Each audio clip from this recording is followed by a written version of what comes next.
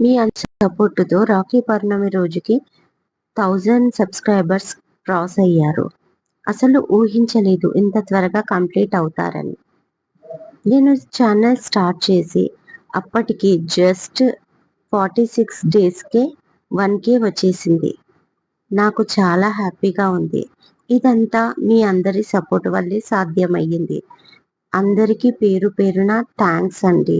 Cake కటింగ్కి సంబంధించిన చిన్న video upload చేశాను, మన ఛానల్లో చూడండి. డిస్క్రిప్షన్లో లింక్ ఇస్తాను. మీ సపోర్ట్ నాపైన ఎప్పుడు ఇలాగే ఉండాలని కోరుకుంటూ మీ Maitri. Hi guys, welcome to our channel Telugu audio stories with Maitri. నా ఛానల్ని ఎవరైనా ఫస్ట్ టైం చూస్తున్నట్టయితే తప్పకుండా లైక్ చేయండి, షేర్ చేయండి అండ్ సబ్స్క్రైబ్ చేసుకోండి. పక్కనే ఉన్న బెల్ ఐకాన్ని ట్యాప్ చేయండి. దీనివల్ల నేను ఎప్పుడు స్టోరీస్ పెట్టినా మీకు ముందుగా నోటిఫికేషన్ వస్తుంది. అపరంజి, ఒక అమ్మాయి మనసు బరువైన కథ, ఎపిసోడ్ 10. ఇక స్టోరీలోకి వెళ్ళిపోదాం. మీకు ఎలా చెప్పాలి? నేను చెప్తాను. వీడు మొగోడు కాదు డాడీ. ఈ ఒక ఎదవతో నా పెళ్లి చేసి నా గొంతు కోయకండి. నేను చేసింది తప్పే. దానికి శిక్షగా జీవితాంతం ఇలాగే ఉండమంటే ఉంటాను. కానీ చూస్తూ నా జీవితాన్ని నరకం పాలు చేయకండి అంటుంది ఏడుస్తూ కేతిక. అసలు కేతిక ఏం మాట్లాడుతుందో ఏమీ అర్థం కాదు. వీడు మగాడు కాదు అన్న దగ్గరే ఆగిపోయింది శ్రీధర్ బ్రెయిన్. నేను మగాన్ని కాదా? ఏం మాట్లాడుతున్నావు కేతిక అని అనాలని ఉంది, కానీ అది బయటికి రావడం లేదు. చుట్టూ ఉన్న ఫ్రెండ్స్ తన వైపు అదో రకంగా చూస్తున్నారు. ముఖ్యంగా అమ్మాయిలు గుసగుసలు మొదలు పెట్టారు. అందులో ఒకరిద్దరు తనకి ఎప్పుడో ప్రపోజ్ చేసిన అమ్మాయిలు కూడా ఉన్నారు.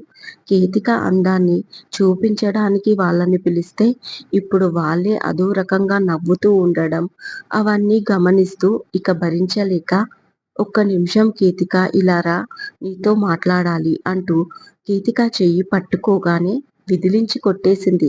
ముట్టుకోకు నన్ను, మరొకసారి ముట్టుకున్నావంటే మర్యాద ఉండదు. ఏం చెప్పావు మా వాళ్ళకి? మనమిద్దరం ప్రేమించుకుంటున్నామనా?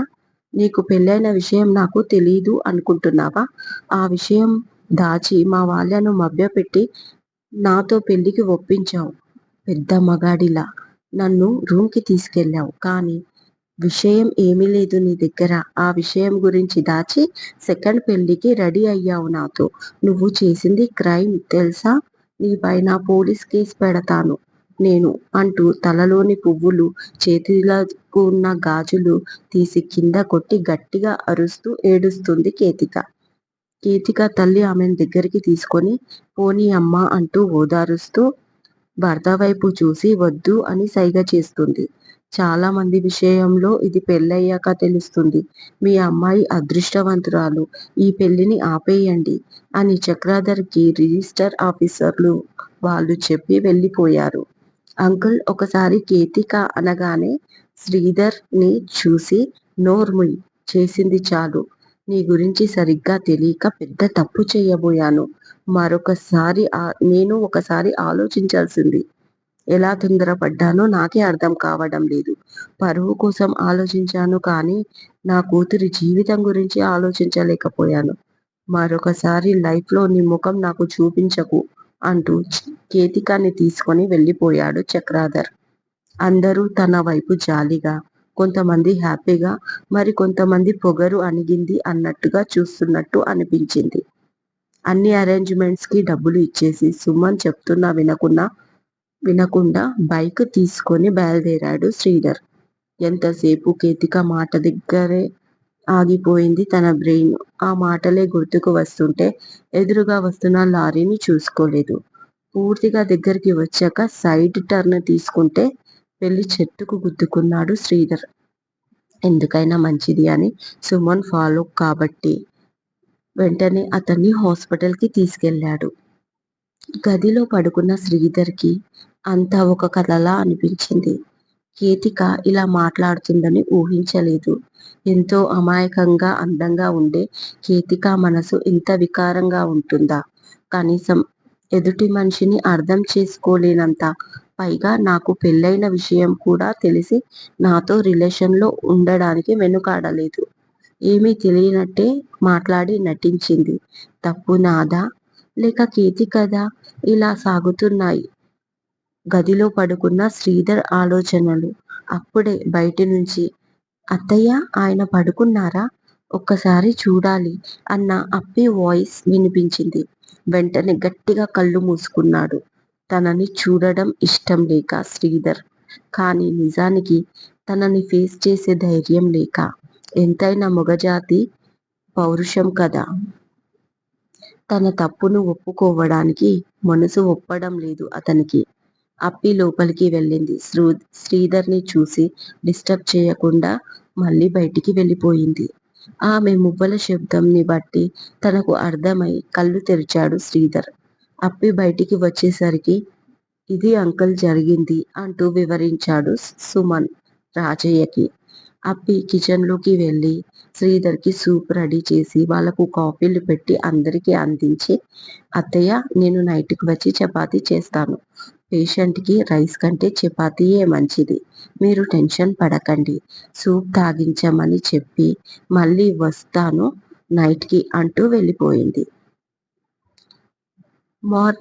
రోజు మార్నింగ్ అప్పి శ్రీధర్‌ని దగ్గరికి వెళ్ళి ఫ్రెషప్ చేయించి టిఫిన్ చేశాక, ఈ టాబ్లెట్స్ ఇవ్వు అత్తయ్య అని చెప్పి వచ్చేస్తుంది. ఆ పని చేస్తున్నంత సేపు ఒక్క మాట కూడా మాట్లాడదు. శ్రీధర్‌కైతే మాట్లాడే ధైర్యం లేదు. ఇద్దరూ మౌనంగా ఉంటారు ఆ టైంలో. నీకెందుకులే శ్రమ అని వాళ్ళ అత్తయ్య అడిగితే, నన్ను శ్రమ అని మీరు ఎప్పుడూ అనుకోలేదు. మీకు కష్టం వచ్చినప్పుడు నేను ఎలా అనుకుంటాను? మీరు పెద్ద వయసు వాళ్ళు. తనని లేపడం, వీల్ చైర్‌లో కూర్చోబెట్టడం, వీల్ చైర్‌ని తోసుకుంటూ వెళ్ళడం మీతో అవ్వదు. కాబట్టి నేను చేస్తున్నాను. ఎంత? నెల రోజులు. ఆ తర్వాత నేనెందుకు వస్తాను మళ్ళీ అని నవ్వుతూ అంటుంది అప్పి. రోజులు గడుస్తున్నాయి. శ్రీధర్‌కి పూర్తిగా తగ్గిపోయింది. ఒకరోజు హాస్పిటల్‌కి చెకప్‌కి వెళ్ళాడు. డౌట్ క్లియర్ అవుతుందని ఒకసారి స్కానింగ్ చేయించండి అని డాక్టర్ చెప్పాడు. తను స్కానింగ్ సెంటర్‌కి వెళ్ళేసరికి అప్పి తనతో ఒక అమ్మాయి ఉంటుంది. తను ఎందుకు వచ్చింది అని కంగారుగా మాట్లాడలేదన్న విషయం కూడా మర్చిపోయి, ఏంటి విషయం అని వెళ్లి అడిగాడు అప్పిని. ఈ అమ్మాయి కోసము వచ్చాము అని రెండే మాటలు మాట్లాడింది అప్పి. తను స్కానింగ్ చేయించుకొని తిరిగి వచ్చేసరికి అప్పి ఆ అమ్మాయి ఉండరు. తను వచ్చిన పని అవ్వడంతో వెళ్ళిపోయింది అనుకుంటూ ఇంటి దారి పట్టాడు శ్రీధర్. ఎందుకో తెలీదు. అప్పితో ఒకసారి మాట్లాడాలి అనిపించింది. మెల్లిగా పెదనాన్న వాళ్ళ ఇంటి వైపు తిరిగాడు శ్రీధర్. ఇదండి ఇవాళటి ఎపిసోడ్.